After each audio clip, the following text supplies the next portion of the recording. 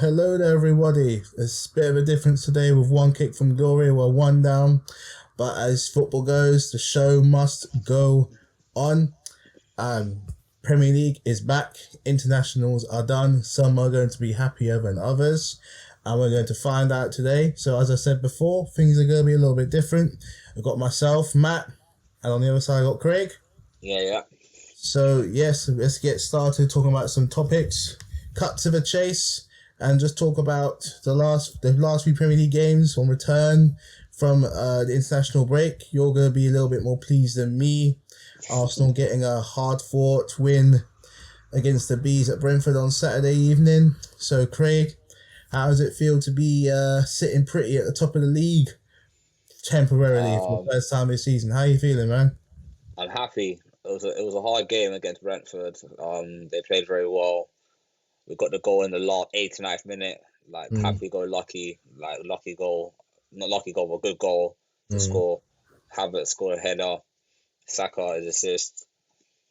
What's the arts for? And some of the Brentford fans are saying, "What a waste of 65 million." But he proved in the end. That's why he paid 65 million for players to do that impact in the game. So I'm very happy with the result. It was a good game.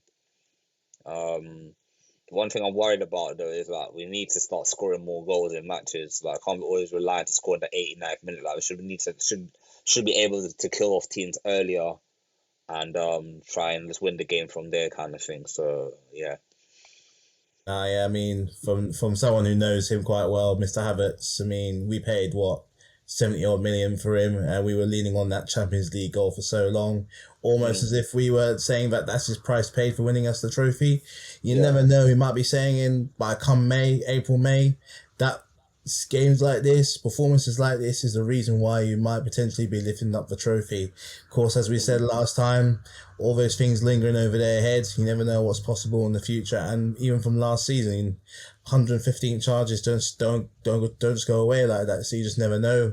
Just keep on piling on the pressure on the other teams and then see what happens. So with a congested Christmas schedule coming up, I'm not sure entirely how hard your games look, but bit of a difference for not doing any Boxing Days fixtures. Is going to be mostly done around Christmas Eve time, so the footballers get their time with their families.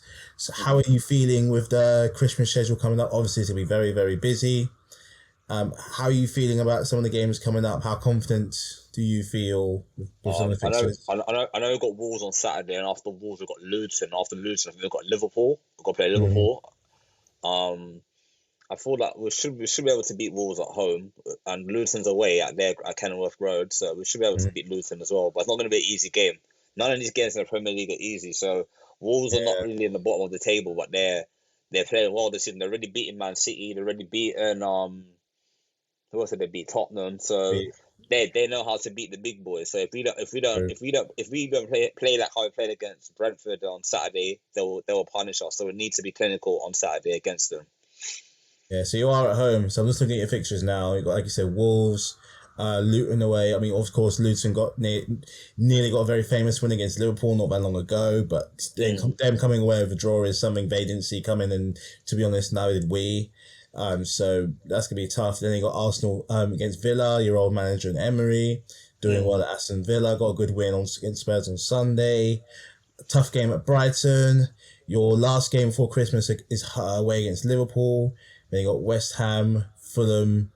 Well, the Christmas thing ends at Fulham away. Nonetheless, that between now and Fulham, I would say there's some winnable games in there, but there are going to be some tough ones. So from ignoring Champions League and stuff like that, just focusing on the Premier League, we've got Wolves, Luton, Villa, Brighton, Liverpool, West Ham and Fulham. Yeah. Where are you expecting the wins to come from? We should be able to beat Wolves. Should be able to beat Luton. Aston Villa is going to be a tricky one. It's away, isn't it? Aston Villa's away, isn't it? Aston Villa is at Villa. Yeah, it's at Villa Park. It's the 9th of December. That's going to be a hard game. As long as we don't lose there. If we take a draw, I'll be happy with a draw. As long as we don't lose there. And who else said we've got Liverpool? You said after that. So your next game after that is Brighton at home, and then you got Liverpool away on the 23rd. Well, Brighton beat us last season at home. We beat them away, so it's going to be Mm. a hard game. But I feel that if the Brighton haven't really been playing well this season in the Premier League, they've been struggling. So They're a I'm bit, hoping, yeah, a yeah, bit of they're this. Heckle and Jide, yeah. So Uh, I do fancy us if at home, because this season our home form seems to be much more better than last season. So I do fancy us at home against them. I do think we could beat them at home.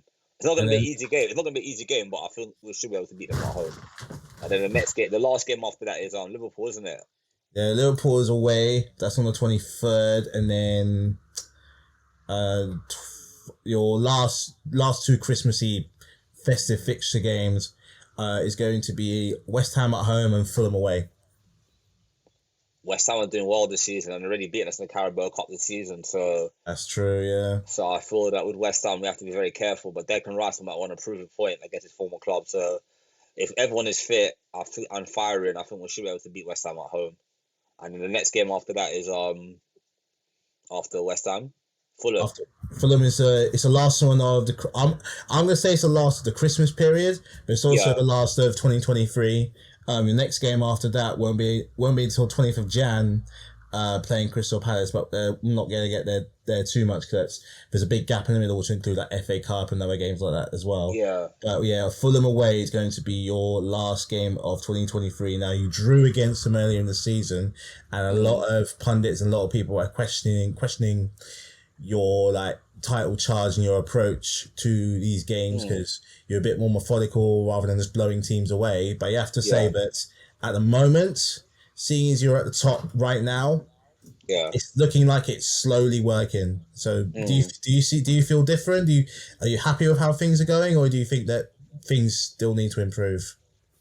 I'm happy. I'm happy with picking up results, like picking up the cheeky 1-0, cheeky 2-1 win. But I still think in the second half of the season, if Arteta lets the handbrake off the players, I think they could go on like a run, and they could Mm, score maybe 3 or 4 goals and kill games off early. Because the only issue I've got is that when you play teams and you're winning 1-0, they can go up the other end in the 95th minute or 98th minute or 100th minute of the game and score mm, equaliser. So we need to be like ruthless and kill games off, and then manager can take off players and rest players like Saka. I don't mm, expect Saka to play all the Christmas games. I expect him to be rested and rotated. We need to mm. rotate some of the players as well. Like some games, Trossard comes in. Some games, like Nketiah will come in, or some games Havertz will start. He has to kind of rotate the squad, or use the squad over the Christmas period. So that's the only way I see us doing well, staying top of the league if we rotate the squad and win all our games, manage to win all our games. So yeah. Yeah, it's going to be tough that because a lot of the Mm. players you mentioned there, that not only that there's international duty, you got a point to prove, you got the Euros next year in Germany, so a lot of players are going to be playing for their positions. Obviously, Yeah. we had a very, very mundane international break as far as England was concerned. We barely got Mm. past Malta. We couldn't get past Macedonia despite all the talent that we have. And I think it's annoying that of all the players that he has, Yeah. the ones that should be rested are the ones that are not going, or Mm. like give the guys a chance that aren't going, but the ones that you really want, like just keep Mm. them fit and keep them safe. The likes of Sakas, your Kanes, your Walkers, all these kind of guys. The ones that are going. And even Yeah. though I'm reluctant to have him go, despite how good he is, someone like Maguire, I know he's good for England, but I can't think that someone else wouldn't do a good job. But anyway, that's by the by. So, Yeah. another thing I noticed, there's a nice bit of team camaraderie with you guys. Is how you came around Aaron Ramsdale. Now, you have an unenviable position of hey, you had two goalkeepers, two number one starting keepers in your team, and you're able to rotate. And he's obviously Arteta's got a job in his hand, keeping both of them very, very happy because Yeah. they're not there to be subbed in and out willy-nilly, and you're going to have to keep them sweet. So what did you think of that display you saw with them coming around Ramsdale, just giving him that support that he needs after that win at Brentford? It was a great gesture from the players, because I think Ramsdale's confidence was very low. You can see his confidence was low. He made an error, and then Declan Rice cleared it off the line in the first half against Brentford. Hmm. I feel like after that, like after that he gained confidence. He made a good save towards the end of the game from in Bumo, and he was through and he hit it across him, and he blocked off the line. I think Jorginho or somebody blocked it off the line. Hmm. So this game, him getting like minutes, I hope he gets. Obviously, Arsenal play Champions League tonight, so hopefully he can get the minutes, get a run out again tonight. Just because Arsenal are literally through in the Champions League now anyway. I think we're almost qualified now, so it would be nice to give him a little run out. Maybe give because some of the other players are a little run out who have not played a lot of minutes recently. Like rest of Saka's not really to play Saka in this game. It's not really a game for us to win. Yeah, and then he could rest a couple of the key players and just give some of the youngsters a chance as well. So, because that's the only way.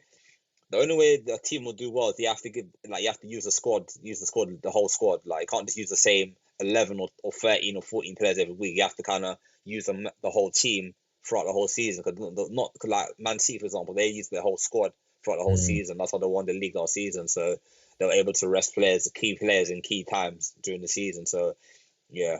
Well, if you're Calvin Phillips, you're resting all the time, so you're just sitting there waiting for God knows what.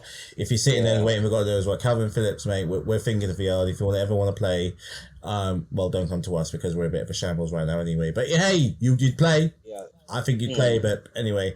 Now, I think it's good, like, if you look at the most title-winning teams, like, for the last 10, 15 years, there was always a case where if a player was out, you could replace them with another, so it's good to have like different squads covering different competitions. Obviously, Carabao is not the one you're going to be in, but I think after what happened last year, your priority is looking towards the Premier League, maybe even a good run on the Champions League.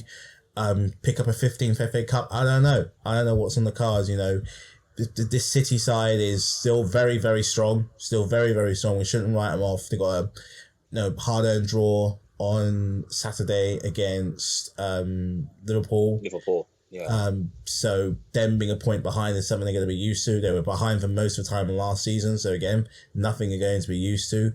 This is looking like it's going to be a freeway shot between you, Man City, and potentially Liverpool, and maybe even slight room for an outsider, which is kind of what the Premier League needs at the moment. Yeah. It doesn't need to be a 1-horse, 2-horse race all of the time. You know, this has got potential to be an extremely exciting season, and not even just in terms of winning the championship. I'm talking in terms of going for Europe and survival. So, but we'll get onto the survival as well. Just anything else? Another thing on Arsenal when it comes to the whole goalkeeper thing, obviously between Ramsdale and David Raya. It was Ramsdale who started the last Premier League game against Brentford. Yeah. For the sake of camaraderie and for the sake of harmony in teams and just giving them a chance, would you keep Ramsdale in goal for the next game, or would you pluck for Raya just to keep things fresh a little bit? I'll play Ramsdale in the Champions League game tonight, and I'll play Raya in the next game against who's the next game against now? Wolves. Wolves. I'll play Raya in the next game. I'll give Raya a run in the next game. I think Ramsdale kept a clean sheet against Brentford, so it would be very unfair to drop him, and his confidence will get even lower again, because you are going to need Ramsdale again in the second half of the season. Because Raya might pick up an injury, anything could be out of form, so you need to have both goalkeepers ready to push each other and ready and waiting on the wings. Yeah, so he's alone, isn't he? Technically, he's alone, isn't he? From Brentford. It's alone because that's why he couldn't play against Brentford, because it's still Brentford's player, so that's why he couldn't play. So yeah. But apparently they're gonna make it permanent end of the season anyway. They've already agreed to make it permanent. They decided that he's the guy that they want. So, yeah. No, I kind of think it depends on what kind of trophy you bring home this season. There is clearly a room for some silverware for you guys this season. Don't know quite which one it's going to be, but a lot of that is going to depend on what you win and who you're going to be able to keep, and potentially come next year, who you're going to be able to sign. Because obviously with the Euros coming up, a lot of people are going to have their eyes on certain players you might want to see come through. I mean, I've personally forgotten who's gotten all the way through, because I think the qualifying is pretty much done, right? For the Euros. I think Netherlands has gone through, Italy's gone through, England's gone through, France has gone through, Germany, the host, that they're through.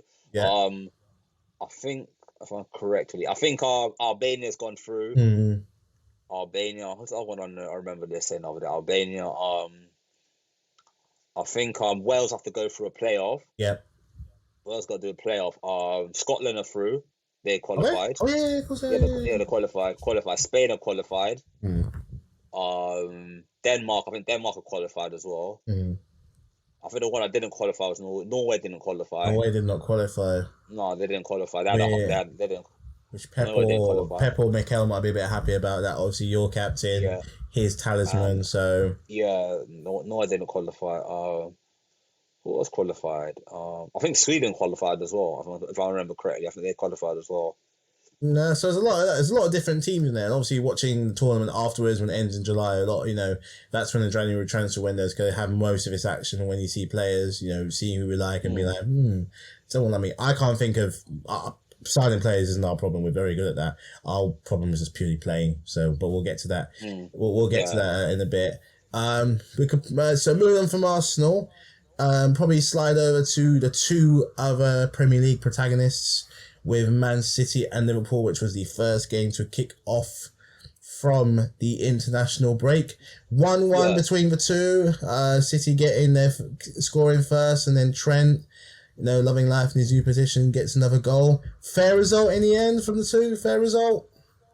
yeah, I think it's a fair result. I thought Man City tried to go for the win, and Man City kind of stopped. Like Liverpool star players like Salah playing, Nunes from score. Like they kind of blocked them from getting any chances, creating any chances. So when Man City scored from an error from Alisson made an error, tried to clear the ball for a long punt out to Salah, but he slipped and then he kicked the ball out and it went to Nathan Ake, controlled it. Haaland made one little move, the ball came to him and then finished it. But I do think the defending for the goal was very poor as well. I think Van Dijk should have gotten more closer to him and closed him down, tighten the angle so he had no chance to score. Because if you look at the replay of the goal, it looked like the way I saw it, I was watching it, like Haaland had a free run. Because by the time Van Dijk was to get over, he could have called the other defender to double up on him, but he was already Matic could have doubled up and get to not making that shot. So that was 1-0. I think Trent's goal was a good goal. Good little play from Liverpool. Little 1-2, then passing. Then Trent came and did Gerrard-esque run in the box, late finishing the goal. Very, Man very City proud. were unlucky. Man City were unlucky with a couple of those chances as well. But I feel like a 1-1 draw was a fair draw in the end. I think both teams, no one deserved to lose that game on Saturday. So it was a good point for Arsenal because Man City and Liverpool dropped more points in the title race. So I was very happy with that. Yeah. So yeah. I think there's only like 2 points separating you. You're on, I think, 29. They're City on 28, and I think Liverpool on 27. Either way, there's nothing really separating all you three. So normally by now, late November, you can tell who's going to be around there at the end. Do you think that Liverpool are going to tail off, or do you think if they keep this run consistent, they can make it all the way to the end, make it a little bit more interesting, horse race sort of thing? I feel like Liverpool's team is much more better than last season. I think last season they were in a transitional period. I think because after all the years of challenging Man City, finishing second every season and winning the title once in the whole year since Pep and Jurgen Klopp have been battling for the title. I feel like last summer was very difficult. They lost Mane, they lost a couple of players. They were not in form. A lot of injuries, a lot of players not the same. The aging players. I think in the summer they did the right thing. Getting rid of Jordan Henderson. Getting rid of Fabinho, getting rid of this. Firmino left as well. Even though I'm saying Firmino was a bad player for them, but obviously he needed to freshen up the squad a bit. So he freshened up the squad, brought in Gravenberch, Szoboszlai, McAllister, so Endo. So he brought in some good signings in the summer, and he's kind of. I think Liverpool will stay out and stay challenging this season. I don't think they'll fall off. The only issue I have with them is defense. I think so. I think so. Though it's like it's more of a I don't know.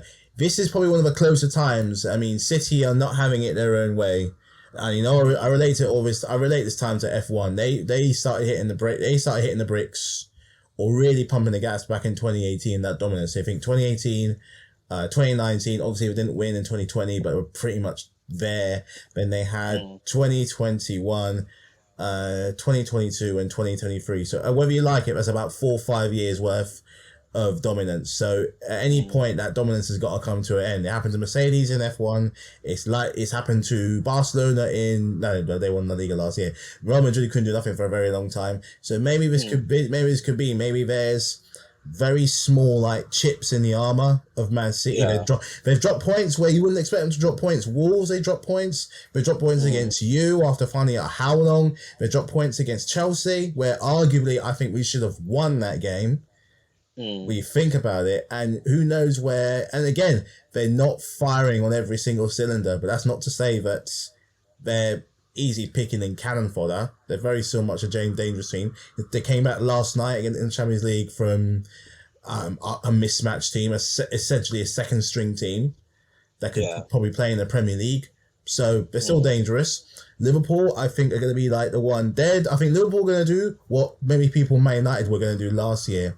And that's pick away at the heels constantly and just wait for one of you two to slip up. Because one thing they're very good at is joining in a title race. You know, there was that season where I think it's 2019 where they were a point behind and only lost one game. Then they were rewarded in the year after that. And all this time, it's always been those two. And obviously you joined in next year. So you got three different teams, three different philosophies about going to win the title, and just different teams. Obviously, haven't played Liverpool yet, so we'll know more when you play Liverpool in the title race. So it's looking good. I mean, obviously, not looking good for me and what's going on with us, but from a neutral point of view, it's pretty good. I mean, seeing as we have mentioned my club, I'm gonna get this out of the way quite quick because, we're first game back. It feels like we're going back to square one just a little bit. So for those of you who didn't know and want to laugh at my pain, it did end up 4-1 to Newcastle on Saturday at St James's Park against a club formerly known as Chelsea, now known as Charity FC. We have talked about this before. I've talked about this before, after putting in some really good performances against Man City, Spurs, Arsenal, putting obviously being strong in the Carabao Cup, you get results like this. You get results like Brentford, and you get results like this. What do you I mean, I know what I think, and I'm going to say it. But how do you assess Chelsea's just really inconsistent form at the moment? How do you address it? I feel like you still got a young team. You got to remember you got a lot of new signings in the summer again. I know you had last season you bought a lot of players, and this summer more players again. I feel like with the whole of Chelsea, you got a good start in 11. Pochettino knows it's a good start in 11 now. I know the players he wants to start. But when the issue I have is that right now, I still think Enzo needs to produce more in the midfield. For all the money you paid for him, he needs to produce more. I still think Caicedo's still finding his feet at Chelsea. To be honest with you, he's not really stamped his authority in the team yet. Thiago Silva's aging is declining very rapidly, but week by week is declining. I feel that some games you might have to rotate him with other players like Balotelli or who else you got? Fofana. When he comes back. When he comes back, you might have to rotate him, not play him every single game. Or you could play Colwell could play centre back as well. So you might have to rest him and not play him every single game. I know he wants to play every game, but I don't think his body can do it anymore. He's 38 years old. Or he's 39 now. He's 39, man. Yeah. 39 now. So I'm not saying to go to retirement home, but I think you need to ease his minutes a bit and maybe take him out the firing line in some games and play him in the big games and important games where you know he can do something. So yeah. I think you're exactly right there. Most of the points in there I pretty much agree with. I think with me, it's just the fact that the downfall comes to things that we do. It's a charity FC thing where we give away points and we give away wins and goals that we really and truly we can't afford to be keeping. Granted, we're lucky that we're still 10th at the we're still 10th at the moment. Fulham doing us, we're requiring Fulham to do us favours in the situation, keeping Wolves at bay, because even a point would have taken us ahead and we're back down the bottom half of the table. Watching that game and the highlights of the game, it's we did all that. We got back at 1-1 at half time. Things were looking all right. If there was ever a time to protect a result like a draw when Newcastle are clearly stronger, granted they're very injury ravaged in their team and they didn't play that well, but we're not. That doesn't mean nothing to us. It doesn't mean we won't give you a couple of goals, and that's exactly what we did. We didn't go ahead and protect the draw. Silva makes a costly mistake against a team that's known for their set pieces, giving so many fouls away when they're good at set pieces, big, tall, strong players. Why are you giving so many fouls away? And again, the defending, like particularly the second goal, no one's watching. Is it Joe Linton? He was hungry for the game. They weren't that good. They weren't that good in the game, but they took their chances and we let them get there. You know, poor Sanchez was just left there standing like a sitting duck. Third goal, I watched it once and I got so angry I watched it again. The first goal, just lack of concentration and strength, and then your captain. And this for me is, I think, is one of the biggest issues I think we've had at Chelsea for the past 2 to 3 years, where we just lack a lot of discipline. You know, disciplined teams don't do what Reece James did, who is our captain, yes, he's 24, he's young, but he's proper Chelsea. He knows what he knows what he's meant to fight for this club. He's had to fight his way through the ranks, get through to the top, and be a established captain, one of the best right backs in the Premier League. You know, established right back for England international, won international trophies for Chelsea, and you expect more from someone like that. He does something stupid. Like, granted, there's only one game suspension, but it's a game suspension we can't afford, and it's like we just lack a lot of discipline. So with that mind, Craig, with the lack of discipline, do you chalk that down to the fact there are too many players at the club? Do you chalk it down to Pochettino still establishing his style? Is the squad too young, or do you think there's another factor playing with our crippling lack of discipline? I feel like your discipline's an issue. Like, I thought the issue is like Reece James is Chelsea captain.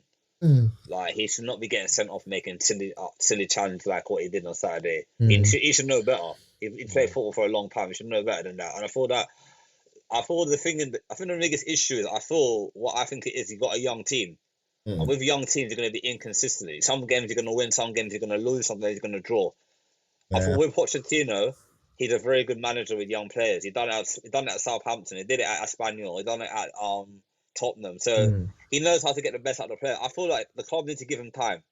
I know you fans are impatient. I know you guys want to win trophies again. I know you guys want to get higher up on the table. Yeah. I think you have to trust the process. Look at Arsenal, for example. I use Arsenal as an example. Yeah. When Arteta first came into Arsenal, he had a big mess. Big mess. And I mean, he had a big mess. He had a massive mess. He had a lot of average players in the team. I can name a few. Mustafi, for example. Yeah. He had players like. He had a lot of players like Socrates. He had players that were not good enough in the club. Yeah. It took him 5 years, 5 years to stamp his authority in the club, get rid of all the big ego players who are not pulling their weight anymore, and build this young, vibrant, exciting team that almost won the league last season. Yeah. So what I have to say is that, you know, like, just with Pochettino, wait until the end of the season. Hopefully he's still in the Carabao Cup, he's still in the FA Cup, he's still in the league, he still can push up the table.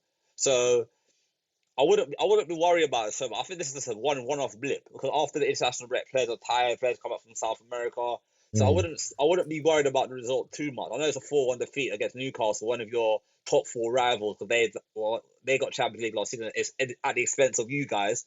So I wouldn't really worry about it too much, because I feel like once you got your injured players back, like Nkunku still hasn't played for Chelsea in the Premier League, so you need to see what he can do.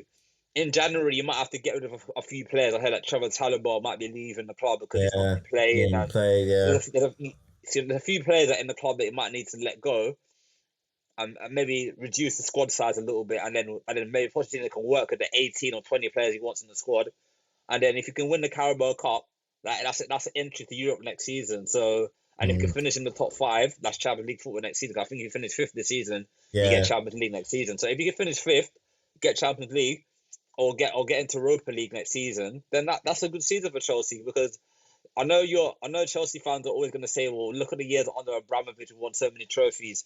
One thing I have to say is that era is over now. That era is done. It's done. It's a new era, a new team, a new philosophy, a new manager, a new culture. So it's going to take a long time for you to get back to that level, but you have to be patient. That's all I have to say to Chelsea fans. You have to be patient. You have to be very patient. Yeah, I think that's what it is, because we've got a completely new regime, and I think this was the same regime that we know very well, that I think the chances are he probably wouldn't be in a job. But this is a new regime. We've got to do things a little bit differently. War about sustainability, go buying out all these players, long contracts. All right, we're spending a lot of money, but it's like we're planning ahead for a future. We don't know what's going to come ahead. We really don't. But they're young players. Barely any of them are above the age of 25. I mean, if you actually look at the squad that we have now compared to the squad we had 2 years ago, you'd barely recognise any. I think the only two players that are still there are Reece James and Thiago Silva. Yeah. And that's it. Think of the players in between in 2 years but aren't there anymore. So I'm talking exclusively about the team that won the Champions League final in 2021 to where we are in the summer of 2023. You could barely... Yeah. Oh, well, when the season restarted in 2023, you could barely recognise them. So Yeah. I think that... I've always said that with a lot of clubs, with any clubs where you are, it doesn't help to talk about the past too much because it's only going to make things worse of what things were rather than looking forward to what things can be. This is an entirely new thing. There's a new, it ebbs and flows. Certain teams have their dominant period. You're at the start of yours.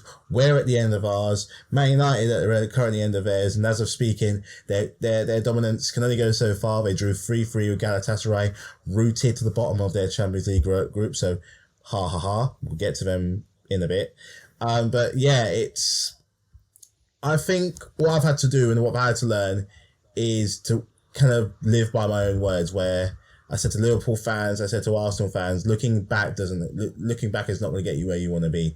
You're going to have to look forward and make these changes. And football is changing. Football is very much changing over and over again, for whether we like it or not. We just have to embrace it with these new things. Obviously, VAR still can't get much right nowadays. Anyway, again, we'll talk about it in a second. Final words from me. Well, we've got Brighton next. We don't like playing Brighton. Hell, we don't like playing anyone.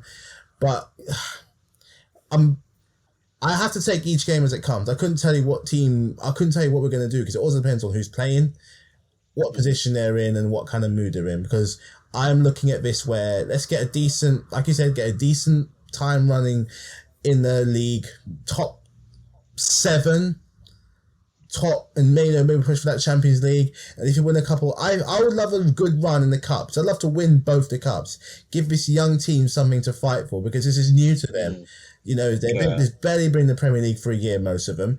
Give them a target. You go out there, you win these cups, gain some confidence, and then go on, push on in that league. Because winning that Carabao Cup, I think the finals in like February, March, that's 2 months worth of football towards the end of a season to still go on and finish strong and get yourself firmly up in the top half of the table. I'm not saying we're going to get into the top 4. Personally, I don't think we will.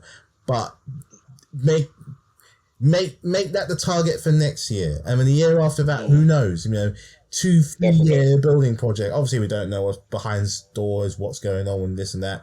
We still need a striker in January and stuff. But hey, look, see. So I'm not overly upset now as much as I was at the time because the performance didn't warrant a 4-1. They didn't play their way to a 4-1 game. We gave their way to a 4-1 game. So if anything, Newcastle kind of owe us. So next game, let's see some kind of improvement. I want to see some, I hate to admit, but I wouldn't mind having some of that Man United energy, which is exactly what they did against Everton in the Super Sunday game. I think we had them to beat Everton, or I think I had Everton to win, or one of the few guys, or Clive had Everton to lose. Obviously, you were right. It was a healthy 3-0 win. They're the only team that can do that. But if we're going to talk about that game, if there's one highlight we're taking from this game, is that goal. That is the one thing I'm taking away from that game. If you're going to fight for your manager, if you're going to fight for positions, that is how you do it. I mean, I can't stand this club. I cannot stand this club. But game recognized game. And that goal, that is pretty much... Can you think of a better goal this season? Elise against Luton, that goal was quality. That goal was class. He ran, this is Elise's goal when he went past him and he bent it with his left foot top corner. That was a top class goal. But naturally, I was watching the match today on Saturday, I saw Elise's goal. I said that has to be goal of the season. Then 24 hours later, I'm watching the Everton Man United game, and then Garnacho goes and scored an absolute another goal of the season contender. So the Yeah. Premier League always brings up like players who score spectacular goals, and I thought that goal has to be one of the best United goals I've seen in a long, long, long time. Mm. The last person to do an overhead kick like that was Wayne Rooney. That was like against a derby against Man Man City. City, yeah, I mean, when the Premier League. Yeah. But I personally thought that Garnacho's goal is better because the angle, the way how he had to move his leg, and the way the goal was, it was like from a wide angle. So you had to, the way how he elevated and got it clean, he got it clean off his foot. The Premier League. Rooney's one kind of hit off his shin and went in, but Garnacho's one was top class. Hey, you gotta be in the right position to take these things, man. But hey, definitely. 2 Premier League, 2 goal of a season, definitely goal of the month. But now goal of the season contenders in the same month. The Premier League, if those of you know what I mean, the Premier League is back. Back when we were treated to screamers and bangers like every other week, man. Bring back these kind. I mean, this kind of new football, you know, very methodical, very technical, very like play from the back kind of stuff. That's all well and good, but bring back some of these bangers, man. Bring back some of these crazy, like long range, funny screamers from like. I remember watching like a long time. A video came up. I think it was 1 month where there were the screamers every single game in the month, and it was. And this is at Portsmouth. Pedro Mendes against Man City. He's told 2 screamers in 2 games. Yeah, absolute worldies, man. Bring them goals back, man. We love to see it. But back to the present day, they got their 3-0 win. Ever comfortable, really, or jammy. It's Man United, so I'm always gonna say that it's jammy. But as of recording, they drew 3-3 with Galatasaray. They are now rooted to the bottom of their Champions League group with 1 game to play, which I believe is against Bayern Munich in the last game.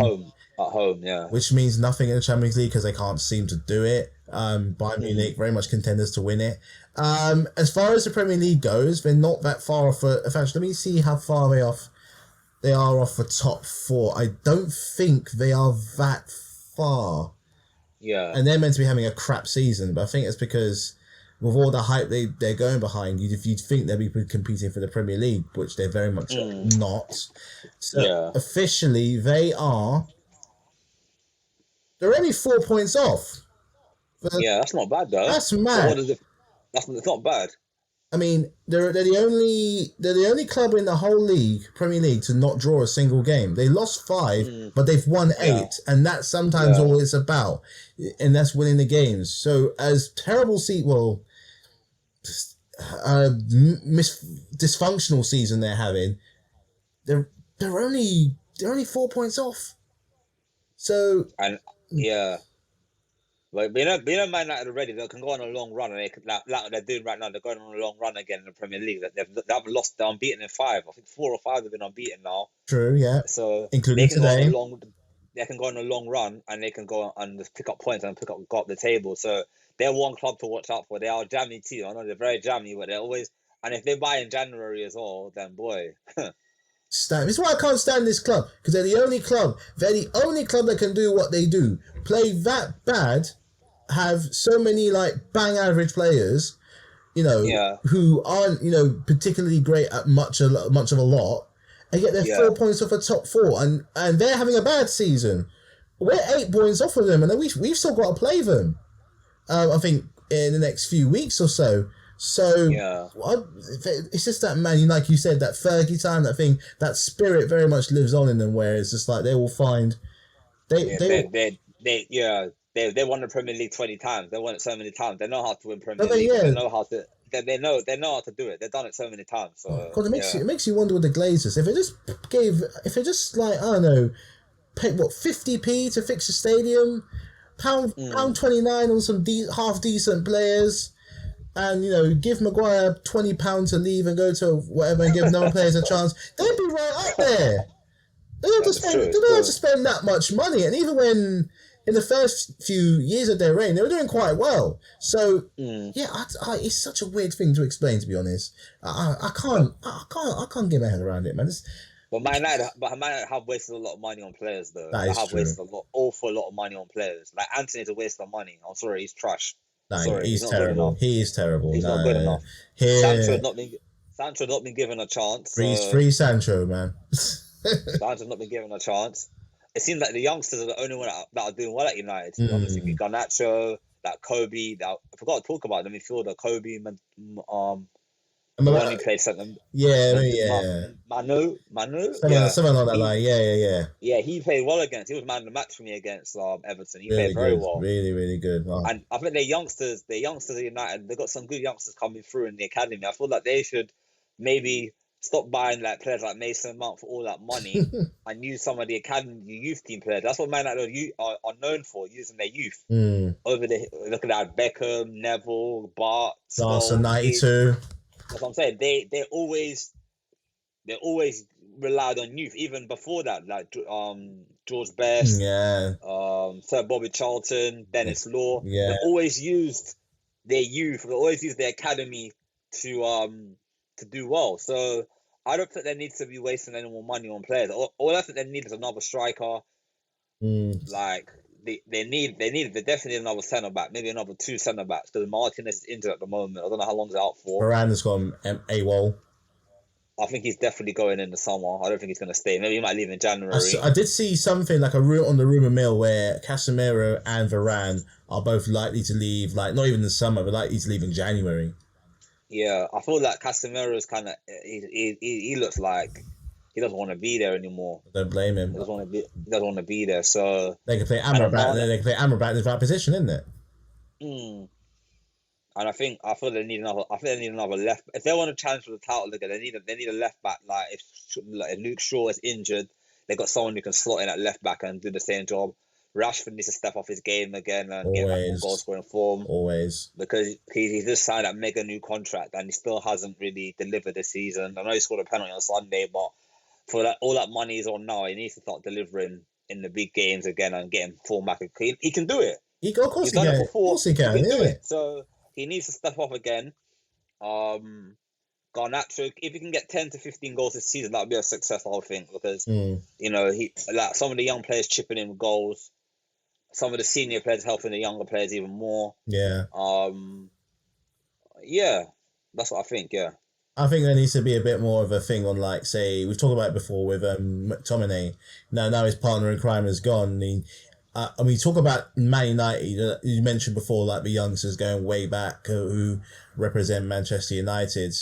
And I think what we need is people who know about the club and understand the club. And if there's one guy who also I think they should be working around is someone like Scott McTominay, who is a Man United player to the core, or someone like, there's a reason why they brought back Johnny Evans. He represents everything. He represents, I think, the last time they won the Premier League. Players that represent, players that know what it's meant to be by Man United. Players like Hodgland, he's coming new, he's young. Maybe get something in it with him before he goes off to another club, if that's the case. Rashford, he's Man United. He's Man United through and through, who should be doing a lot better than actually is. I mean, the fact that a few years ago they were comparing him to Mbappe is mad to me. Absolutely mad. Can he reach those levels? There's nothing stopping him. The same way there's nothing saying that Nketiah can't get to Rashford levels. It's there. So... For a team that's in some kind of crisis, it's not looking terrible. Just don't play European games and if it gets past the defence and go into Onana, you're done for. Yeah. Because he conceded. I saw earlier he conceded another comedy goal earlier, which is fun to see. I don't know why I saw it him. I wanted him personally. You're talking about the Ziyech free kick? Yeah. That was a poor free kick to concede. I think he slipped. He slipped, but he wasn't positioned. I don't think he positioned himself right. You played in goal. He should have saved that. Oh yeah, no. It wasn't in the corner. It didn't go in the corner. It was right in the middle of the goal. It went in. It didn't really go in the corner. He was just completely, utterly wrong-footed. I just think like the Onana they got from Inter Milan it ain't the same guy. So Agent Ziyech doing what he does best. Agent Ziyech, you're welcome, by the way. Fun times ahead. So, speaking of clubs, I mean, Man United seems to be going the right direction. Everton, I mean, they're still going to be all right. I mean, It's a blip on the radar. It's Man United. With 4 points, it's not gloom and doom just of yet. You got more winnable games. Do you think they're still going to be okay? I feel they'll be okay. I feel like they did create a lot of chances against United, but they think they couldn't finish. If you saw the game, when United were 1-0 up, they should have made it. Everton should have scored at least 3 or 4 goals. Yeah. Like Onana was he missed a lot of chances. The Corey normally scores his chances, missed a chance. Calvert-Lewin should have scored. So a lot of the chance, they could have scored a couple of goals in the first half. Garner could have scored. So maybe they take their chance in the next game. I think Everton will be safe this season. I don't think they'll get relegated. I back myself they'll get out of this mess. I think they'll get out of it. Get another goal scorer in their team, and I think they'll be right as rain. So yeah, I mean, it's not all doom and gloom for them. I mean, it's doom and gloom for Spurs. Very quickly talk about them. After being top of the league for how long, the last club to being unbeaten, they've now lost 3 in the bounce. So that was Chelsea, that was Wolves, and then, getting beaten by Aston Villa on the weekend. Ha ha ha ha ha. Ha ha ha ha ha.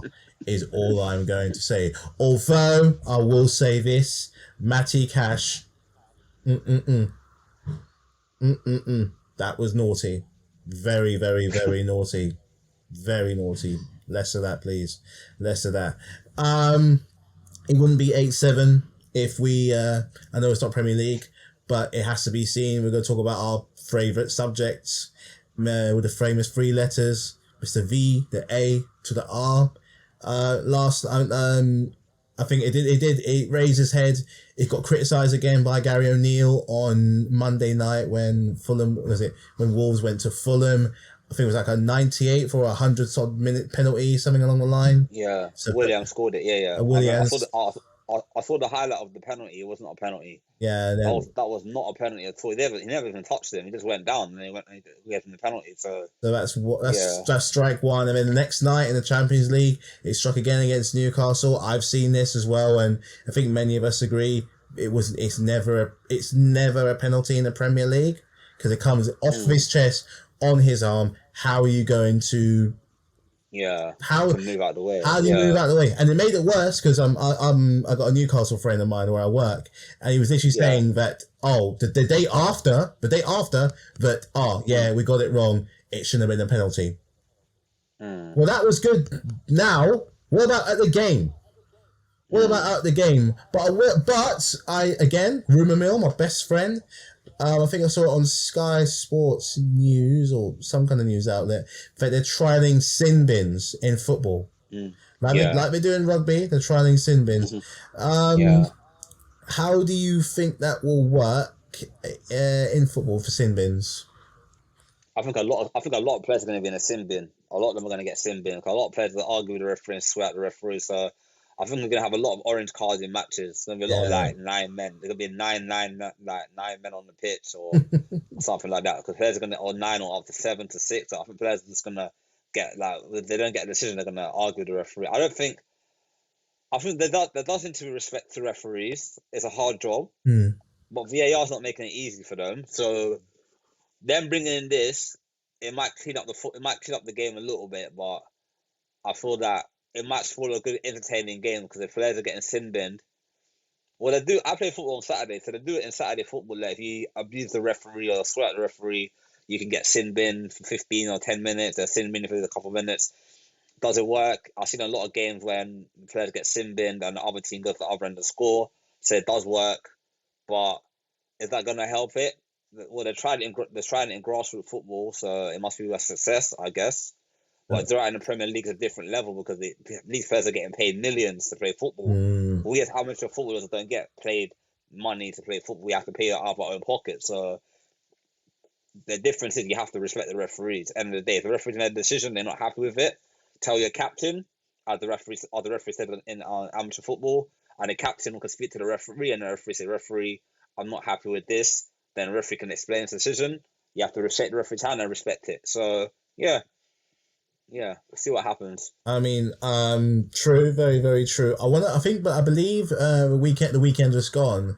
I can't remember who it was. I want to say it was Lewis Dunk at Brighton. I don't. He's not their. He's not their captain, is he? No, Brighton. he's a captain. No, he's a captain. Lewis Dong's a captain. Well, he is. Oh, of course he is. I think I want to hear. Yeah. I heard that someone this weekend got booked for the first time for or they were sent off or It was Lewis Dong. It was Lewis Dong. yeah, was it a straight red or was it a double yellow? It was a straight red. He got a yellow card first, then I think he argued and said something to the referee, and the referee pulled out a red card afterwards. There was a red card. So, yeah, so two booking red. So that's the first. Yeah. I think that's the first time that happened in the Premier League. So maybe maybe the sin bin might be that kind of meet in the middle as a kind of restorative justice thing to the players to be like, this is your last chance. I'm throwing out the olive branch, but if you snap that olive branch, you're off. So maybe from yellow to orange to red could be a sense of good progression. I don't know, but I think he was the first to get sent off for abusing the referee. So I mean, look, if it clears up the game, I'm for it because I'm tired of this uncertainty. Like I was watching the Champions League game, Galatasaray, Man United earlier, and I think Icardi scored a goal, but it was ruled off for offside. All that uncertainty, constantly looking around for the ref and then get the clear and then do that. That's the kind of thing that needs to be streamlined, like real quick, and obviously respect for referees and stuff. So, if it works in rugby, there's no reason why it can't work in football. So, maybe it's about time. Maybe it's about time to bring it in. So just to close off. Let's go through the fixtures. Why not? Let's look at the Premier League. Let's do that. Yeah, why not? Let's look at the Premier League fixtures coming up this week and see what we thought. Now, I think I did badly on the weekend because I said Chelsea would win. That was wrong. Very wrong. So going through the fixtures, so it doesn't look like there's an early kickoff. So we're starting with your game first, and that's Arsenal versus Wolves. What are you going for?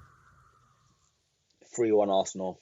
3-1 Arsenal in honour of Clive with his famous 3-1s. I'm going to say a healthy 2-0. Nice, healthy 2-0. After that, Brentford and Luton at the G-Tech Community Stadium. 3-1 Brentford. I'm going to throw a curveball. I think this could be a draw. I can see, but I'm saying that because I can see Luton scoring first. So I'm going for a draw. Clearly show what I know nothing about football. Then we have a relegation battle, a battle of the bottom. Burnley versus Sheffield United at Turf Moor. I think Sheffield United are going to win. Yeah, Burnley, they've kind of let us down a little bit. I mean, Luton have kind of surprised us, but Burnley kind of let us down. I'm going to say, I'm feeling a bit more positive about this one, so I think Burnley are going to do something. I can see a 2-1 Burnley at Turf Moor. So, I mean, I could be wrong, probably am, Forest Everton at the City Ground. So, second game after receiving their points deduction. Can Everton do anything at City Ground? I think Everton 2-1. I agree. I think they're going to win, but I think it's going to be a 2... No, I'm going for a 2-1 as well, Everton. I'm going for 2-1 as well. Why not? And the last game of the day on late is Newcastle versus Man United at St James's Park. I fancy Newcastle, They this season, they've done well against it. They beat Arsenal. They beat Man United in the Carabao Cup. They beat City. They beat City in the Carabao Cup as well. They beat City as well, and they beat Chelsea last week. I feel at home they're hard to beat at home. Very hard. Away from home, maybe you could beat them. So I thought it's going to be a 2. I think it's going to be a 2-0 win for Newcastle. I'm gonna go. No, I think 2-0. I agree with that. I'm happy with that. So see you with that. Then we go to Sunday. We go to Sunday's games, and we start off with Bournemouth versus Villa at the Vitality Stadium. I can see an away win. I can't see Bournemouth winning. I think it's going to be a away win. Aston Villa away win. I think Villa getting another win. But it is a couple days after. I think they're going to play. I think they're playing Europa tomorrow.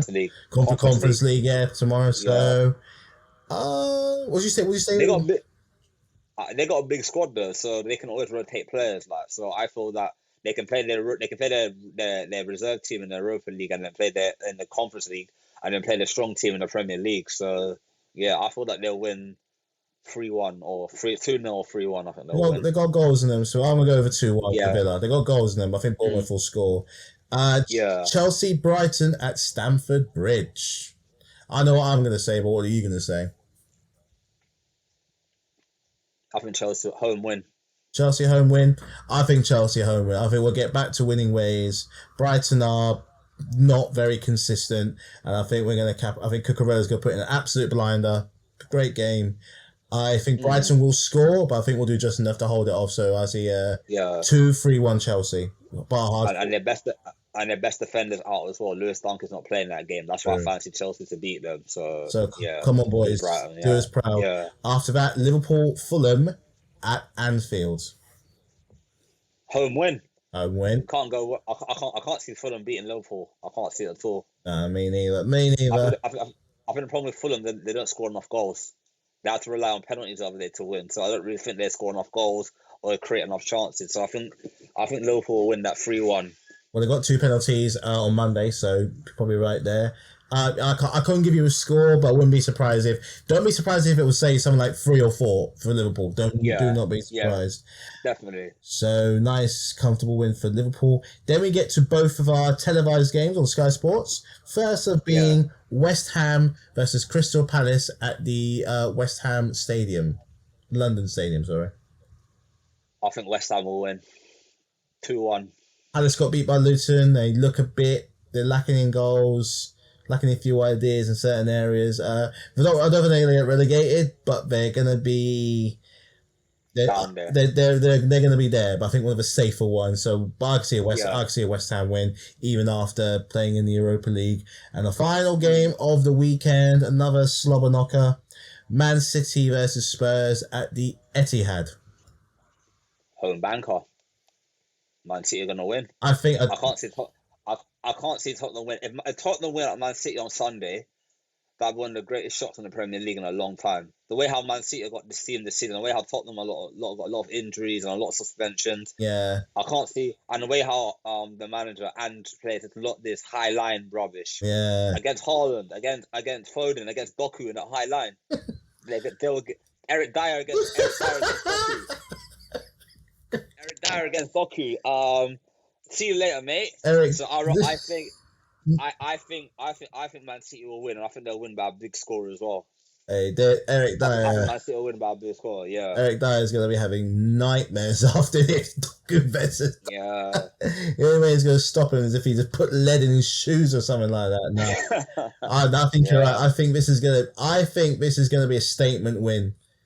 Because 100%. This is going to be a statement win, which I think is something that City are going to need if they're going to put the fear back in the Premier League. Not saying that they're not feared, but this is going to be an absolute statement, and Tottenham are just going to keep on sliding down. A bit like how you were at top, eventually they're going to fall down. They just fell down quicker. So Spurs being Spurs, love to see it. It's going to be a big score, at least 5. Tottenham can do what they want, but I will not be surprised. I will not be surprised if they put 5 past. I think they're going to be itching for a game like this, itching for it. So because they were at home last week, weren't they, against Liverpool? Yeah, they were home last week against Liverpool. Yeah. Lightning going to strike twice. I would be so surprised if Spurs came and won like you. I'll be so shocked. So, but look. Put our results out there. Premier League's coming back. We see what these guys can do. Thanks, guys, for checking in on us on this special episode with myself and Craig. Do you think Man City is there chinks in the armor? Are they more dangerous than ever? Is Arsenal's methodical approach starting to work and being on top of the table? Can Chelsea keep the faith and rise up the table? Liverpool are dark horses, and why are Spurs being Spurs? No, probably not that last one, but you know what I mean.